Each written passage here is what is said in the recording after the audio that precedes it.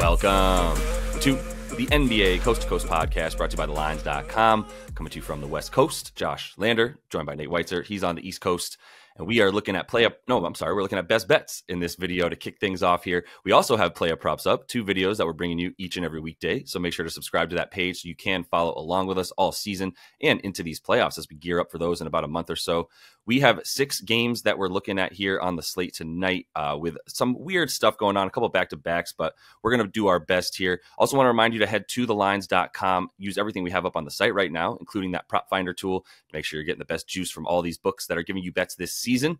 Nate, let's go ahead and kick it off with the first game that we're talking about here tonight with NOLA taking on those Clips. Yeah, I'm sticking with the process of fading the Clippers, which I tried yesterday with the Bulls. The Bulls could not cover, but they did get well over their team total because the Clippers defense continues to be not so great. So, I mean, the Pelicans, I will take them over 112.5 here on normal rest, whereas the Bulls were on very short rest. In fact, the Pels have a significant rest advantage here because the Clips are on the back-to-back now. And this is only the 6th game in March for the Pelicans. The Clippers 9th, and they're 8th in 12 days. So we see the Pelicans coming off a loss here where they shot 4 for 22 from 3. That's going to regress to the mean. They do have a 129 offensive rating in their last 2 games after a loss, including coming right back to destroy Indy after losing on a back-to-back with some travel issues going to Indy. This is obviously a huge game for both teams based on the standings, although it's a 3-game gap right now between the 4 and 5. The Pelicans could close that and win the season series here, right? They've won 5 of 6 versus LAC, 112 plus in all those wins. There was a dud in early January that I think is part of the reason this total is so low, and the team total in particular, where the Pels only managed 95, right? That was Trey Murphy's first game back from basically missing the entire season up to that point. And now he is playing lights out and has completely unlocked that team, unlocked that second unit, spreads the floor, helps them, so much on both ends, but particularly on offense, spreading it out against a team like the Clips. And so that was also the 3rd game in 4 nights for the Pels. Now, again, with this extra rest, they score 117 on normal rest.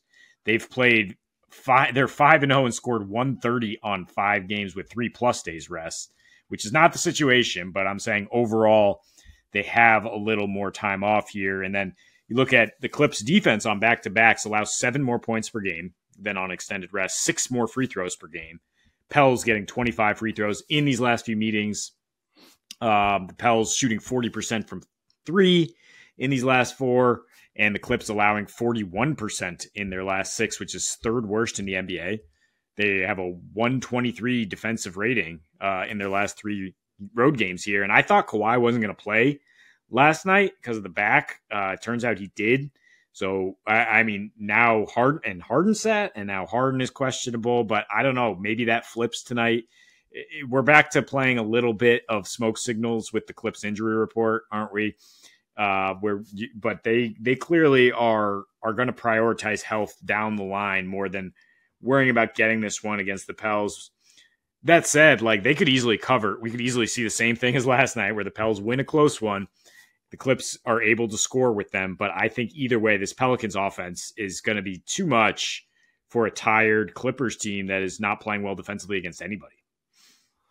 No, they're not right now for sure. And I mean, I think the interesting thing is about the total for me too, because when you talk about, some more Bones Highland and less James Harden, if that is the case, like what we saw last night, then this team usually does go up. They always do go up in pace. Harden is one of the guys that slows things down, even though he obviously conversely also just makes the offensive rating that much better. So it's not like you can just totally rely on it. This total did drop as well, based on a lot of what we're saying. I obviously don't really like the Clippers on offense nearly as much without Kawhi, as he also helps unlock PG, who doesn't have to do everything out there when he doesn't have either of those guys. So we got to see what's happening with the injury report, but on a back-to-back, regardless, I would go ahead and feel pretty good about those Pellies. I mean, I never feel great about them because sometimes they just Pelly into things, but in a situation where they need a game, and they've proven with Trey Murphy, to your point, like that's our guy.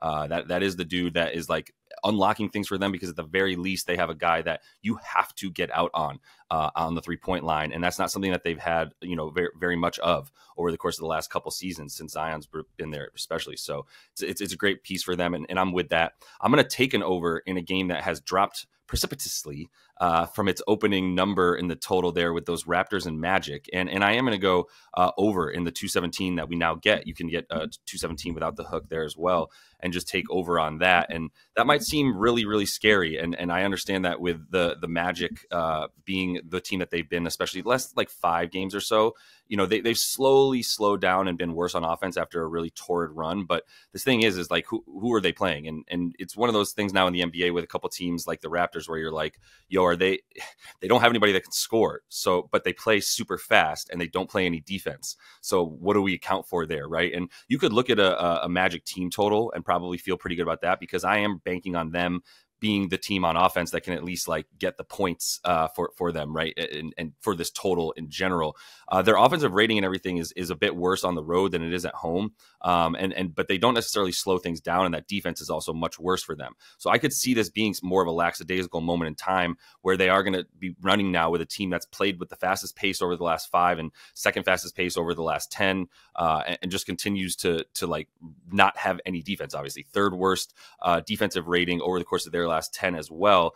And now, I mean, look, Gary Trent Jr. might be out. I'd really prefer him to be in for this over, because we need at least one shooter off of Emmanuel Quickley. But if you do look at where the Magic are weakest, it's going to be against a guy like Emmanuel Quickley, and that's what we're going to hope for, right? And he has the fastest on-off numbers for this Raptors team. He's the dude pushing them into transition, and they are going to be in transition plenty. That's what they do at the highest rate in the league. So you kind of bank on that. The Magic have not been getting back really well. Honestly, they're a pretty bad team right now in transition when it comes to defending guys that are getting out on the break off of those rebounds too. And we've seen Quickly get 4 or 5 plus boards in his last 5 games where he's the only dude on the floor, especially without RJ Barrett in there.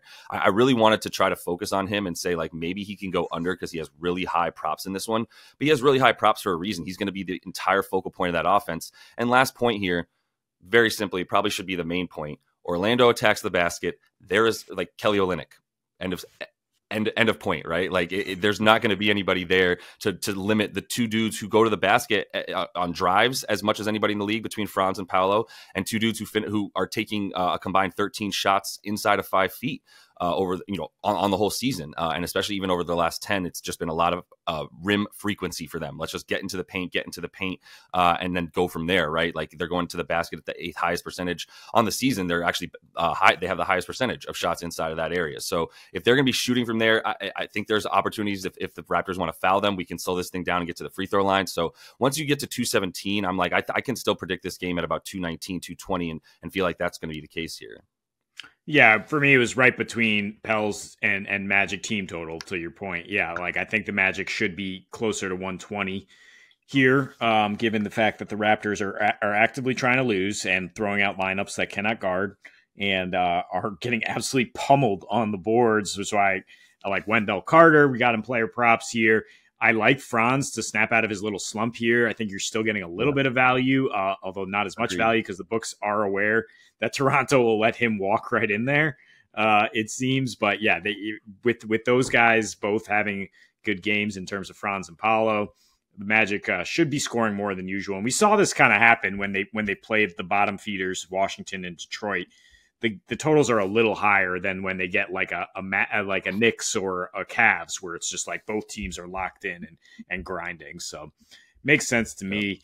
Let's go out to Utah here for some picks. I'll get back on the SGP train here and take DeJounte Murray 25 plus points and Colin Sexton 20 points to go into plus money here. Plus 115. That's a lot of plus is why I stumbled there.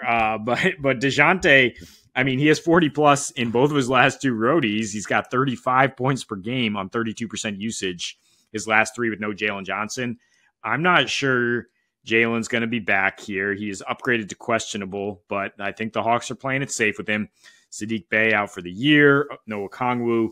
And I mean, Murray's played over 41 minutes in these last 3. Gotten to these gaudy offensive numbers despite Atlanta barely cracking 100. Right, and playing at just a 92 pace. Now you're going to talk about the over in this game. And I think it is maybe a sharp call because both of these teams have been playing slow. But like who are we talking about? The opponent for the Jazz? Like they played Boston, Denver, and Chicago in a row. And those games were still going over this total because they had a 134 defensive rating against two elite offensive teams and one that's been pretty hot. And they should play a little bit faster at home. I mean, home since the All-Star break, they are scoring 120. Their defensive rating is 120, and the pace is about 100. That includes a very fast-paced game against the Wiz last time they hosted them. So maybe we see more of what we were accustomed to early in the season with the Hawks and the Jazz. And for the Jazz, I mean, we know who's got to carry the offense here. I mean, there's two guys. There's Sexton and Keontae George. We're going to soak up a lot of usage with no Clarkson, no Chris Dunn, no Lauri Markkanen. And Sexton without Markkanen, 22.5 points per game, 26% usage, 20 points per game, 20.5 without Clarkson. A lot of those when he was not yet in this kind of primary role. He actually averaged 25 when JC missed 5 games in December. So that was when he was still dealing with Markkanen in the lineup and losing usage there. And this will be his first game without both those guys all season. So definitely expect Sexton to get plenty of opportunities against an Atlanta defense that's better, but is still vulnerable enough for a guy like Sexton to get 20. Yep, I'm with it. I do like Sexton in this one as well. I would consider looking at some of the big men as well. I mean, we're all over this game. This is one of the maybe the only game that we feel pretty confident in looking at, like knowing who's going to play. Right, no back-to-backs, knowing that it's two teams that both are equally cheeks, right? They're both bad. And so that, like, when we have these other games where you're like, I don't know if Orlando is going to care versus Toronto. I don't know if Phoenix is going to care versus Charlotte. It's a bit harder, coming off back-to-backs like that. So with this one, I think that, we can rely on knowing who's going to play and what the sort of game flow is going to be between these teams. And that is why I take the over in this one. And I'm actually a little bit surprised because I was looking at it last night before, we really got into this, and I didn't think it was going to like drop so much, but it was already at about 223 last night when I was looking at it after dropping from 227. So some people initially like the under, and I can understand the logic there because of the fact that, there's not going to be very many good offensive players on the side of Atlanta, especially, whereas Utah at least has a few guys that, on the ball handling side that you feel good about. But really, like, neither team's playing defense at all. And you mentioned the Hawks in their last few games where their defensive rating has actually been pretty good over their last 5, which is interesting. And then you look at like the teams that they played, you're talking about New York with nobody, Cleveland with nobody, Memphis, I'm not even going to talk about them, Portland, right? And they did give up 116 to the Pellies, but that was still a choppy game that they tried to slow down, or that the Pellies kept just sort of like slowing down and not letting get into the fast break. While Atlanta obviously plays slower without Trae Young, we're talking about a situation now where we're in Utah, and it's just like, this trumps everything to me, right? Because even with the guys that Utah has been floating out there in their last 10 games, they still score, I think you mentioned, 120.5 points per game since in their last 6 specifically, which is all their home games since the All-Star break. And nothing's changed. Like, they're still playing at that pace when they play at home. They're still playing absolutely no defense, giving up about $120 as well when they play at home. They're going to have a lot of trouble down low. I'm very confident in that. The Hawks are going to keep attacking the offensive boards because they've got basically like a DeJounte Murray, Clint Capella duo in there as the like do everything guys right now. And now they've actually have the 8th best offensive rebound percentage and 4th over their last 10 games as well. Whereas the Jazz now, without, the guys that you might expect to see in there who could actually get those defensive rebounds, you're going to be relying on a lot of John Collins, who we've disparaged at times on this show, specifically for his, down low presence, which isn't very, I guess, impactful is what we'll say to be nice about it. But Utah they're still scoring at a good rate in general on the other side of the ball, where they are also attacking the offensive boards. But just as importantly, like, they do have the guard play to get in and have a decent assist percentage and get into the paint with a lot of frequency. And that's, they're not necessarily finishing everything at the rim, but they are getting into the paint with guards like Sexton, done when he was out there, but Keontae George as well, who I will target in this one on top of Sexton, because I do think there's plenty of opportunity to get by this really, really weak Atlanta perimeter defense. And once you get down low, look, I mean, Clint Capella has actually been really good in certain instances for them without, as the only guy down low, but not on defense, more specifically on offense and his ability to attack the offensive board. So I think both teams are going to be crashing those offensive glass and just, at least keeping the pace up enough to get this thing to like 230, honestly. Yeah, I mean, we know the Hawks can score on this team. They won by 27 in Atlanta, right, with a 124 output, and that was without Trae Young just a couple weeks ago. So we know they can score. We know Utah will be trying to get some get back because of that. And then they're at home, where they're one of the biggest home road splits teams we know of. So I mean, that's cause enough for this to say, like, look, one of these teams is going to be gunning, and we'll see if the Hawks can respond without their guy. But I think they can. That's why I like DeJounte and company. Agreed. Yeah. I mean, I put Utah honestly at like 117, 118. You got to believe that Atlanta is going to be able to come along with a bad defense to get close to 110. So that is all the time we have for you in Best Bets. Continue to follow along by subscribing to that page. We also have play up props up for you as we do each and every weekday. So until we see you next, happy betting.